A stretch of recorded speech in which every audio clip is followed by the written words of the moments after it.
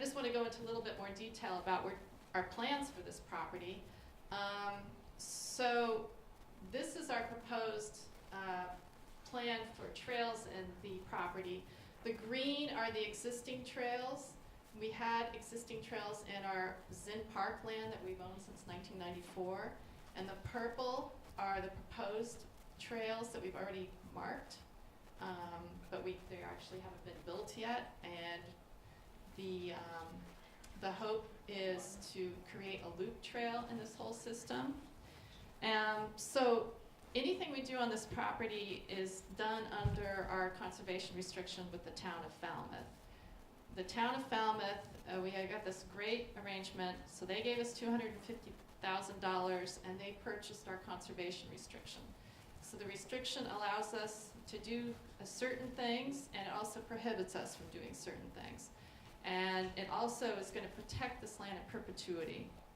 So we work closely with the Concom. We need to have them approve these trails, which I think will be easy. They're very happy to have this become part of the town inventory for open space. And so when we were designing these trails, not only did we want to create a loop, but we wanted to hit these beautiful things in the property that you just saw in the video. For example, that erratic big standing stones right here, the pink granite quarries over here, that amphitheater is the dry kettle holes here. So we're really fortunate to be able to protect this property because it's really gorgeous. There's beaches along here, there's white pine forest, there's wetland system, there's vernal pools. It's just really magnificent, and it's amazing how many different habitats there are in a fairly small area. So we're also, the other thing we're working with the town is we'd like to put a very small parking area here at the end of Fells Road. If you go down there now, you find that it's just one giant mud hole.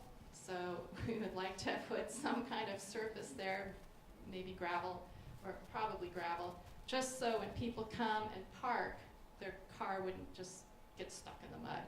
So we're working with the town to do that. We also want to put a kiosk here because this will be the trailhead for the trail system. We want to put a bike rack because, of course, this is heavily used by people coming from the bike path.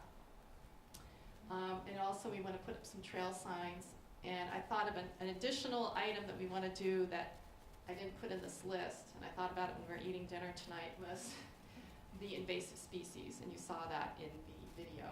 We have some invasives here, some bush honeysuckle starting to creep down into the amphitheater, and we have some knotweed, which is a very nasty plant, and some English ivy over here that we need to take care of. So that's what we're looking at for the new Headwaters land and Zinn Park. Basically, we're trying to incorporate them all together.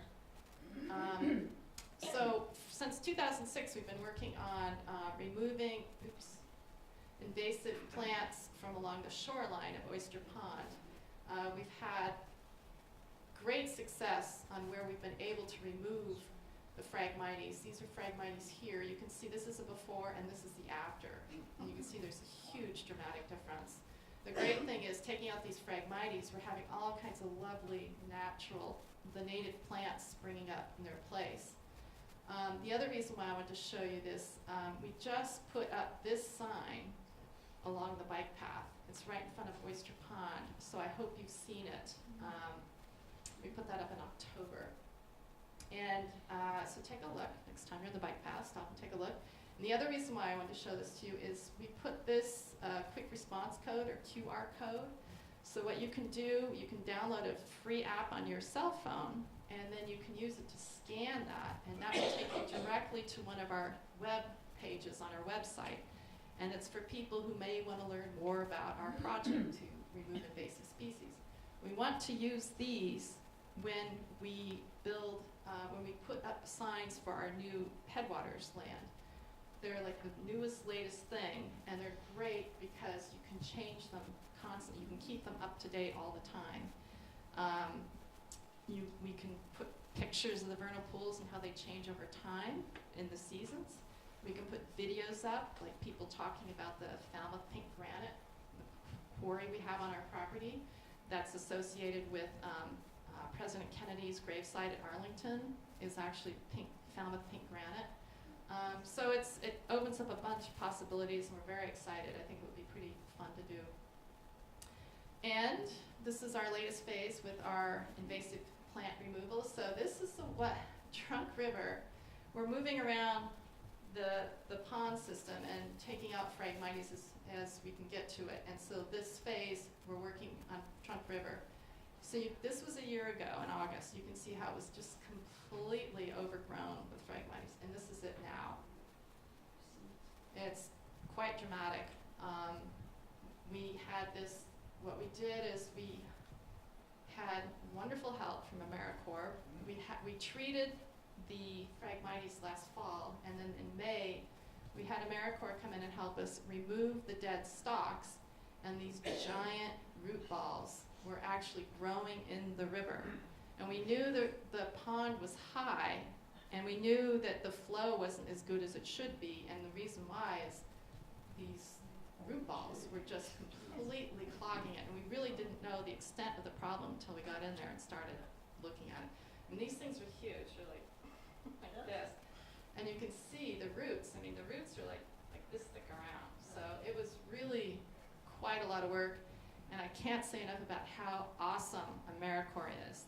These kids, and they are kids, in my opinion, they're early 20s, they worked really hard. I mean, they just came in and they did it. That was 5 truckloads. Yeah, 5 truckloads like this. Yeah. Yeah.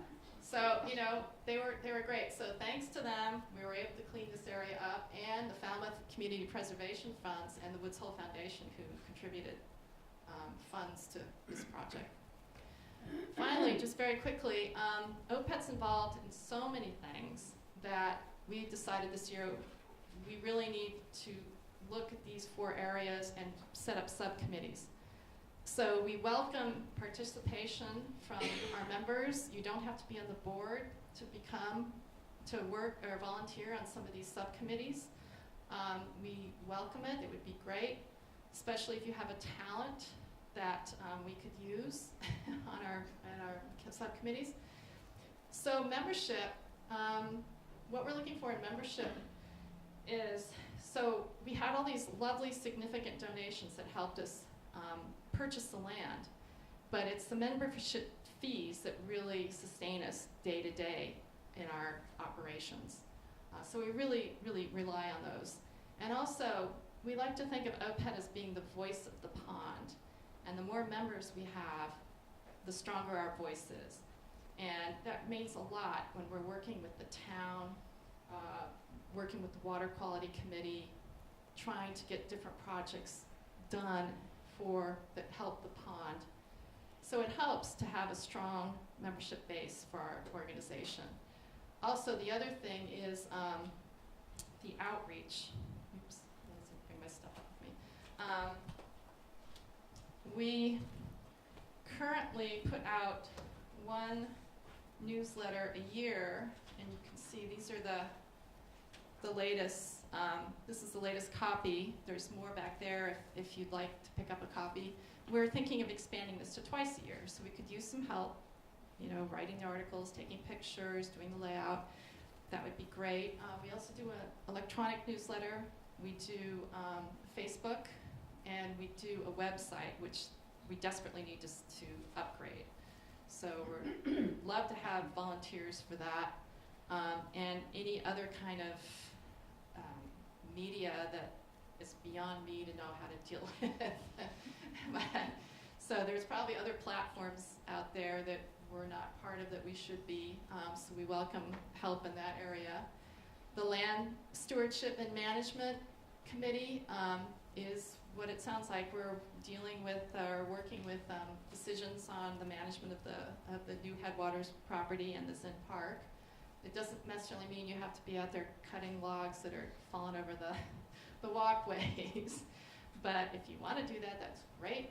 We could always use help fixing up the trails. And here is the Pond Water Quality Subcommittee. This is Matt O'Connor, who's sitting back there, who helped us go out one day and get water samples. This has kind of taken the sampling, we try to do 4 times a year, but this has kind of taken a back seat because we're so focused on purchasing the land. Now we're getting back into it again, so we could use some help with that, and we have a lot of data, and if there's any scientists out there who like to crunch numbers and look at data and play with data, that would be great, because we could use a volunteer for that. And finally, fundraising. Like every nonprofit, anywhere, we always need help with fundraising. So we're starting to look at things. We're thinking that the improvements to the Headwaters land will probably cost maybe $15,000 to $20,000. Plus, we also want to start an endowment fund for long-term thoughts about being financially stable. And we're also thinking about sponsorship opportunities. You know, maybe someone would like to sponsor the website update, or the kiosk, or the trail system, or name a trail, or something like that. So that's something that the fundraising committee is looking at. Also, fundraising events.